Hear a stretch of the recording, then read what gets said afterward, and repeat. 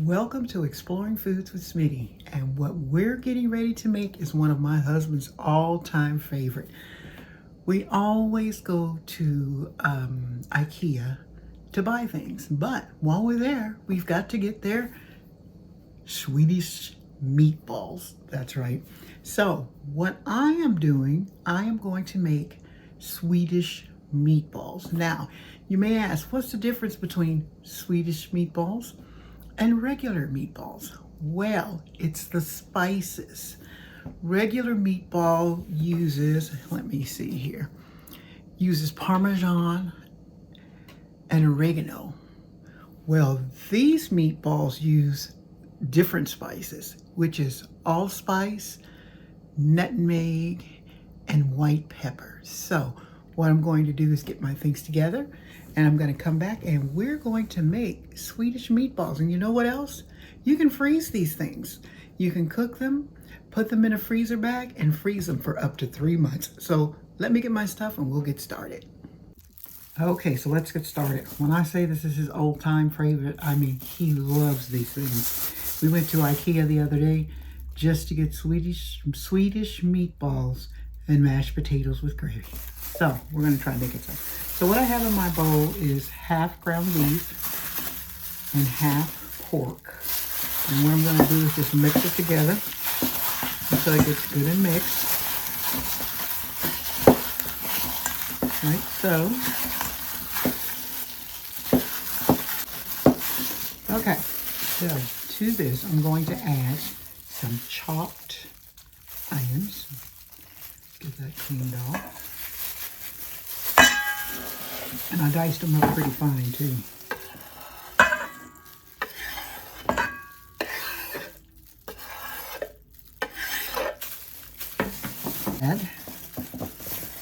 Put in next. I'm going to add my breadcrumbs.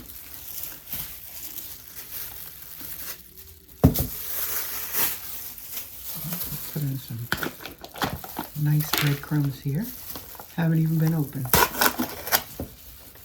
I'm going to sprinkle in, I would say, about maybe a little over a half a cup, because it's going to work as your binder. And to that, I'm going to add some garlic powder. And remember, all of these seasonings are salt-free. Let me take this over here. And you can get them in the big sizes, or you don't have to get it in this big. You can get them smaller sizes like that. Okay. And to this, I'm going to add some onion powder, still salt-free.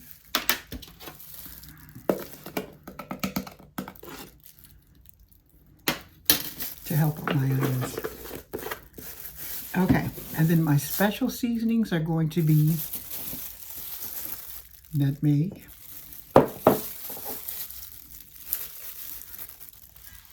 allspice, and ground white pepper. All of these available from Watkins.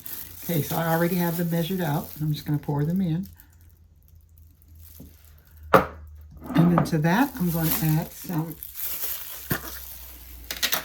garlic. You can buy any kind of garlic you want.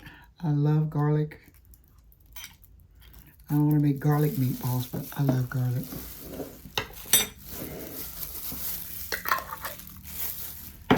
Okay, and to that, I'm going to add 2 eggs.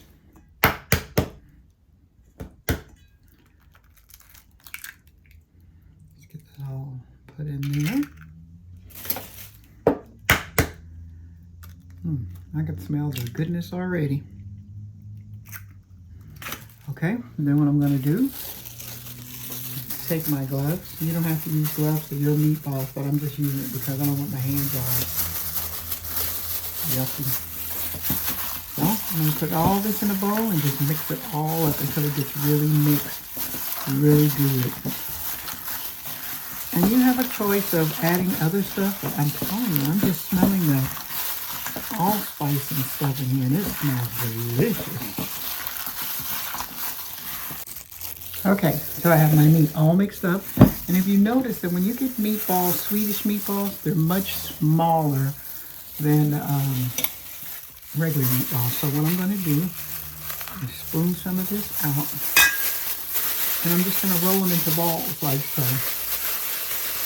And then what they say to do is to refrigerate them so that they can set for about 2 hours.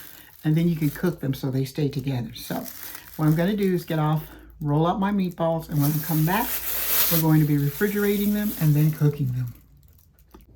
Okay, so I have my meatballs in the refrigerator, and what they've been doing is getting real nice and set up. So what I'm going to do is start my oil to fry my meatballs to brown them. Now I would suggest that if you don't want to do this step, after you take them out of the refrigerator, stick them straight in the oven. But I'm going to go ahead and brown them just so they'll have a little brown color to them. Okay, so this is what my meatballs look like after taking them out of the refrigerator. And what I'm going to do is drop them in and fry them so they can brown. And like I said, if you don't care if your meatballs are brown or not, you can skip this step and just take them and put them straight in the oven. So I'm going to get these all fried and into the oven, and I'll be back. Okay, as you can see, my meatballs are browning, and what I'm going to do is put them into the oven and let them finish cooking at 350 until they're completely done. So when that's done, I shall return. Okay, so as you can hear, my meatballs has gone off, so that means they're ready. Let's give them a check to make sure. Oof. Oh my God, they smell so good. And there they are, nice and brown, if you can see them. So what I'm going to do is set them right here. There we go. I'm going to turn off my oven. And then I'm going to get started on my sauce for the balls.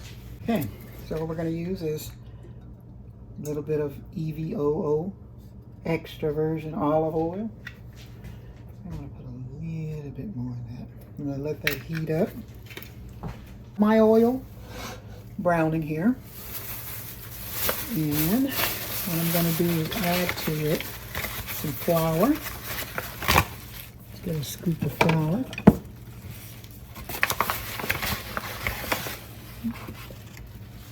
About that much. Just going to sprinkle it in. Maybe a tad bit more. So let's just go ahead and pour some of this in.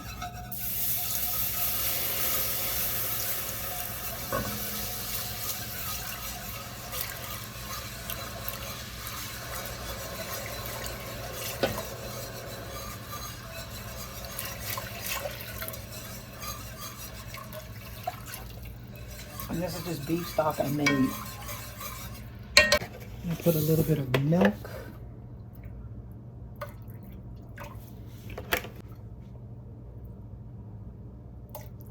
There we go.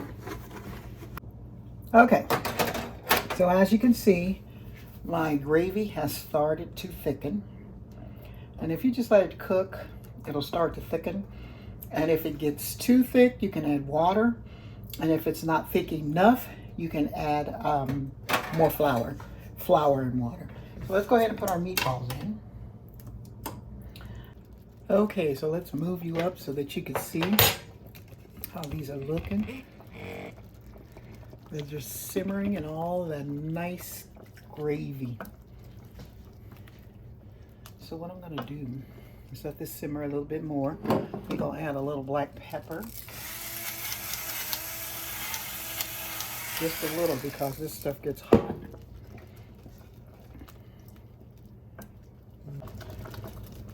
And they're staying together really nice. That gravy just looks so delicious.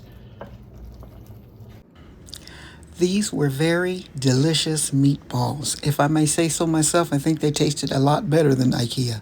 like, share, and subscribe, and give this a try.